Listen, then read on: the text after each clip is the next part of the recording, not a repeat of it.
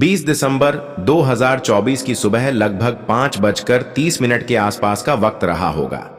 एक व्यक्ति जो कि अजमेर की तरफ से अपना एलपीजी कंटेनर लेकर आ रहा था, जिसमें लगभग 18 टन गैस भरी हुई थी। जैसे ही वह जयपुर से लगभग 11 किलोमीटर पहले भांकरोटा एक जगह पहुंचता है, उसको वहां से रिंग रोड की तरफ जाना था। रिंग रोड की तरफ जाने के लिए उसको यू टर्न लेना था। जैसे ही उसने अपने ट्रक को यू टर्न लिया, अचानक ही एक ट्रक सामने से आ जाता है और उसमें भिड़ंत हो जाती है। ट्रक की और एलपीजी कंटेनर की भिड़ंत के बाद एलपीजी कंटेनर के 5 नोजल टूट जाते हैं। जैसे ही वो 5 नोजल टूटते हैं, उसमें से गैस बहुत तेजी के साथ रिसाव होने लगती है। कंटेनर का जो ड्राइवर होता है, उसका नाम जयवीर होता है, जो कि उत्तर प्रदेश के मथुरा का रहने वाला होता है। वह समझ जाता है कि आगे जो भी होने वाला है वह बहुत ही भयानक होगा। वह वहां से जैसे ही भागता है, उसे भागते हुए देखने के बाद आसपास की गाड़ियों में बैठे हुए ड्राइवर भी उसके पीछे पीछे दौड़ने लगते हैं।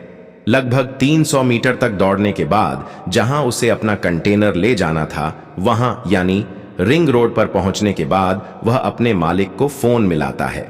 फोन मिलाने के बाद वह इस घटनाक्रम को अपने मालिक यानी दिल्ली के रहने वाले अनिल पवार को बताता है। जैसे ही उसने यह घटनाक्रम अपने मालिक को बताया, उसके बाद फोन रखता है। फोन रखने के तुरंत बाद ही एक बहुत जोर का धमाका होता है। इतनी जोर का धमाका होता है कि उसकी गूंज पूरे भारत में सुनाई देती है। इस धमाके के बाद न जाने कितने घरों के लोग जो काम करने वाले थे, उनकी जिंदगी हमेशा के लिए बुझ जाती है। कितने ही ऐसे लोग हैं जो जिंदगी और मौत की जंग लड़ रहे हैं। आज की इस कहानी के माध्यम से हम जानने की कोशिश करेंगे कि आखिरकार उसके बाद आगे क्या होता है। वीडियो में आगे बढ़ने से पहले वीडियो को लाइक करें, चैनल पर नए हैं तो चैनल को सब्सक्राइब जरूर करें और कमेंट जरूर करें। आज की जो सच्ची घटना मैं आपको सुनाने जा रहा हूं, वह राजस्थान की राजधानी जयपुर की है। जब अजमेर की तरफ चलेंगे तो उसके लगभग 11 किलोमीटर बाद एक जगह आएगी, भांकरोटा। भांकरोटा में 20 दिसंबर 2024 की सुबह लगभग 5:40 के आसपास एक जोरदार धमाका होता है। ऐसा धमाका होता है कि लगभग 200 मीटर के दायरे में गैस फैल जाती है। जैसे ही वह गैस फैलती है, उसी बीच उस धमाके के बाद आग लग जाती है। आग लगने के बाद वह आग आसपास के पूरे क्षेत्र को अपनी चपेट में ले लेती है। इस बीच न केवल एक फैक्ट्री जल जाती है, बल्कि लगभग 40 से ज्यादा वाहन भी जल जाते हैं। वहीं हाईवे के किनारे एक घर होता है। यह घर कैलाश सैनी का होता है। कैलाश सैनी के घर में 3 सदस्य होते हैं, उसकी पत्नी ममता, बेटा राकेश और राहुल सैनी। ये तीनों ही अपने घर में मौजूद होते हैं। ममता दूध काटने के लिए अपने पशुओं की तरफ जा रही होती है। बेटा घर के आंगन में होता है। अचानक से बहुत जोर से चीखते हुए और चिल्लाते हुए उनके घर का दरवाजा खुलता है। दरवाजे में लगभग 30 लोग एक साथ प्रवेश कर जाते हैं।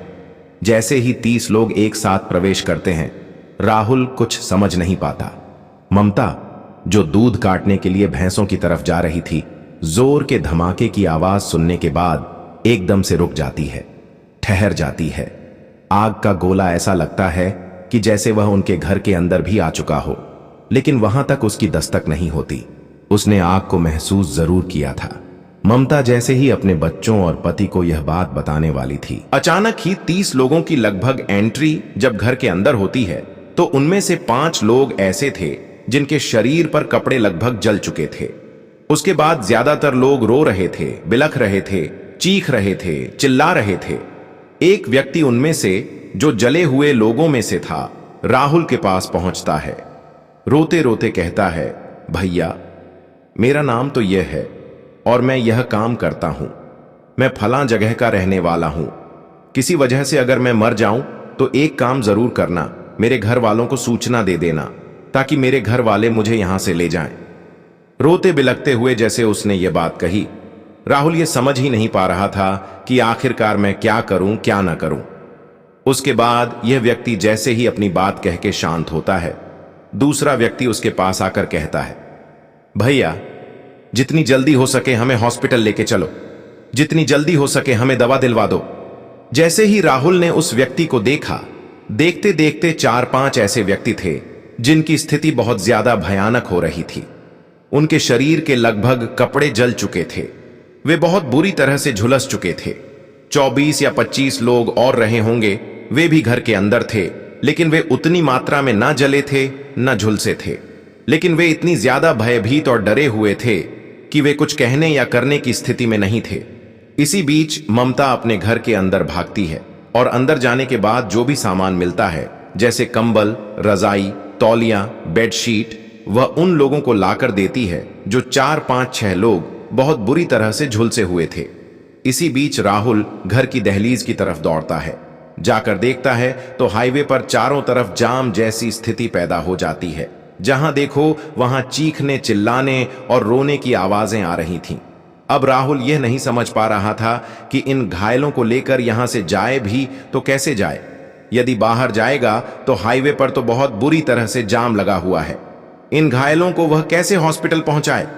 तुरंत ही उसके दिमाग में ख्याल आता है कि क्यों ना वह अपने दोस्तों को फोन करे।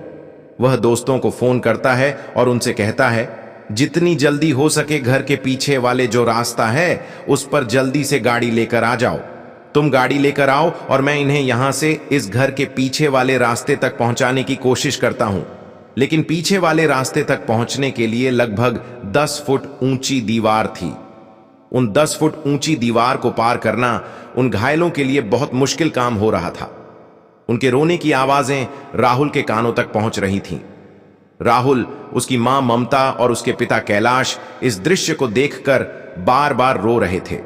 उनकी आंखों से आंसू बह रहे थे। वे समझ नहीं पा रहे थे कि आखिरकार करें तो कैसे करें, क्या करें। यह सब उनके बस में नहीं था। फिर भी राहुल ने बड़ी हिम्मत दिखाई। लगभग 25 साल का वह लड़का कहीं से एक लोहे की सीढ़ी का इंतजाम करता है। उस दीवार पर सीढ़ी लगाता है। दीवार के साइड में उसके 6 दोस्त अलग अलग वाहनों के साथ खड़े हुए थे। तुरंत ही वह उन घायलों को इस दीवार के सहारे ऊपर तक पहुंचाता है और रास्ता पार कराकर 5-6 लोग जितने भी घायल थे उन गाड़ियों में बैठा देता है। क्योंकि हाईवे पर ले जाने पर जाम की वजह से दिक्कत होती, उसने समझदारी से काम लिया और पीछे के रास्ते से, जो कॉलोनी का रास्ता था, घायलों को ले जाने का निर्णय किया। इस रास्ते में कहीं जाम नहीं था।